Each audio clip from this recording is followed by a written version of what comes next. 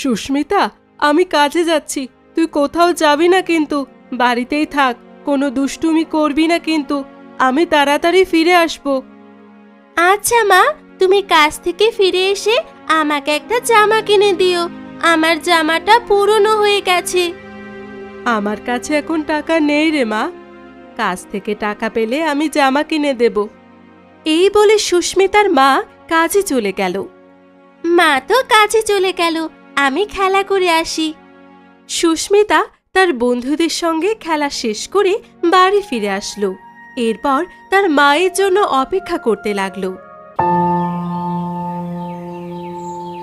মেয়েটাকে তো কথা দিয়ে এসেছে যে কাজ থেকে ফিরে জামা কিনে দেব, কিন্তু আজকে তো মালিক কোনো টাকাই দিল না।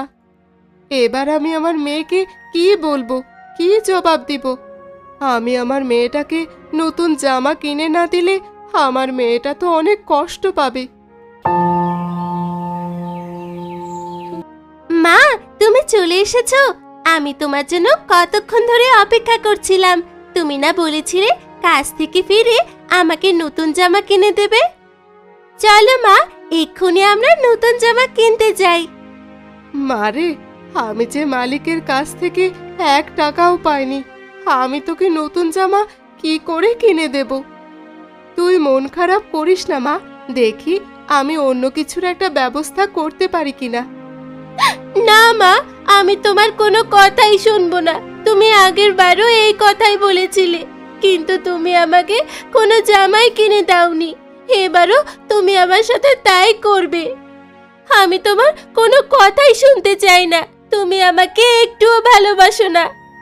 আমি তোমার কাছে কোনো কিছু চাইলে তুমি আমাকে কোনো কিছুই দিতে চাও না।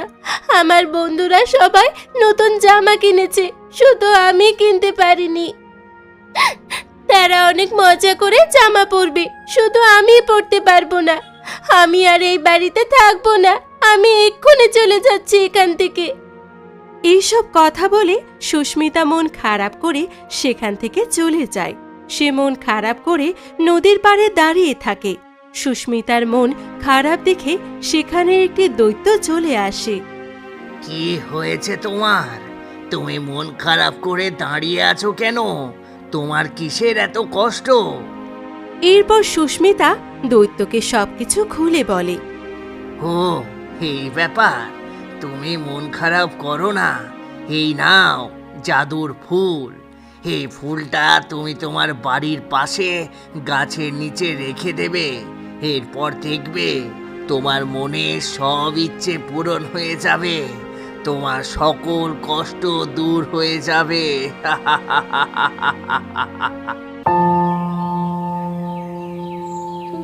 এরপর সুস্মিতা দৈত্যের দেওয়া ফুল নিয়ে খুশি মনে বাড়ি ফিরে যায়। সুস্মিতা, তুই কোথায় চলে গেছিলি মা? সেই যে রাগ করে চলে গেলি, আমি তোকে কত খুঁজেছি, তোকে কোথাও খুঁজে পেলাম না।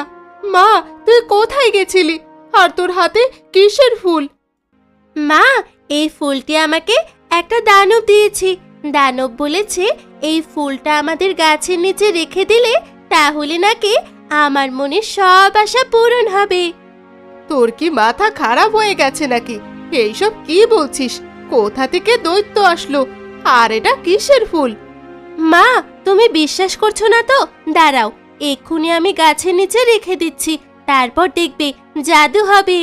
এরপর তো তুমি আমার কথা বিশ্বাস করবে। এরপর দৈত্যের কথা মতো সুস্মিতা ফুলটি গাছের নিচে রেখে দেয় এবং ম্যাজিকের মতো অনেক অনেক নতুন জামা চলে আসে। দেখলি তো মা, দৈত্য আমাকে ঠিকই বলেছিল, আর আমিও তোমাকে কোনো মিথ্যে কথা বলিনি। দেখো মা, দেখো আমাদের গাছে কত সুন্দর সুন্দর জামা চলে এসেছে। তাই তো দেখছি, এটা তো অনেক আশ্চর্যের ব্যাপার। কি করে আমাদের কাছে এত সুন্দর সুন্দর জামা চলে আসলো? মা, ভালোই তো হয়েছে, এবার আমি অনেক অনেক জামা পরতে পারবো। আর আমাদের গ্রামে যারা গরিব রয়েছে, জামা কিনতে পারে না, তাদেরকে আমরা এই জামাগুলো বিলিয়ে দেব, তারাও যেন নতুন জামা পরতে পারে। এরপর সুস্মিতা গাছ থেকে কিছু জামা পেরে গ্রামে যারা গরিব রয়েছে তাদের মাঝে বিলিয়ে দেয়।